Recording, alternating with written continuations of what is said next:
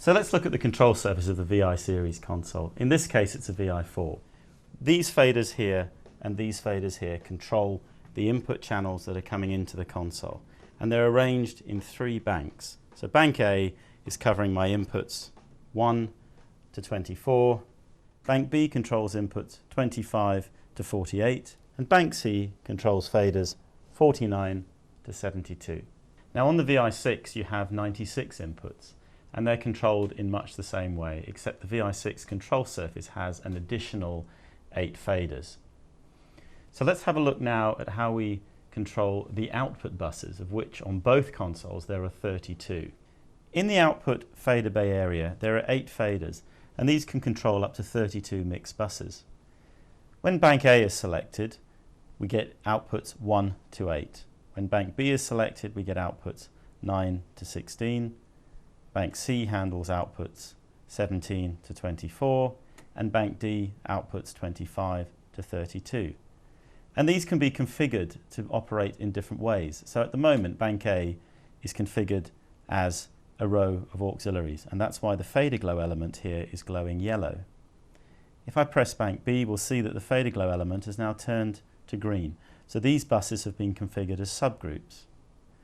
Bank C, this pale blue colour denotes that they are matrix outputs. And bank D, again, these are back to being auxiliaries, with the yellow fader glow element showing. You also have 16 VCAs controlled in this area. When I press the VCA button, I get VCAs 1 to 8, again with the fader glow element showing me a dark blue colour so that I know that this is my first bank of VCAs. If I select bank E, I get this purple fader glow, and that's the second row of 8 VCAs, giving 16 VCAs in total. So moving on from the output faders, we find these faders over here. These control the left, right and centre output buses, and you also have a monitor A and a monitor B output. Above the input faders and the output faders, there are a row of LCD displays which give you the channel name and number, and then above that a set of meters which show input level and any clipping that's occurring, and gain reduction if a compressor has been installed. We'll look at those in a little bit more detail later. Across the surface there is a row of encoders, and there's an encoder associated with every fader beneath it. And these are very useful for performing the kind of functions you'd usually expect to find on an analog console. For example, input gains. So if I select the input gain button in the encoder mode section, these encoders now become the input gain control for the channel beneath.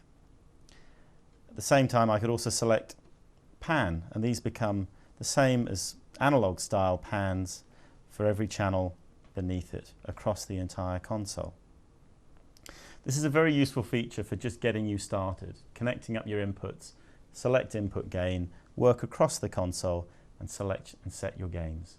Okay, so we've had a look at how we control all 64 inputs using the faders, how we control the 32 mix outputs over here, and now how we can use these encoders to do common features like input gain and pan. So all that remains is to bring up your faders and start mixing.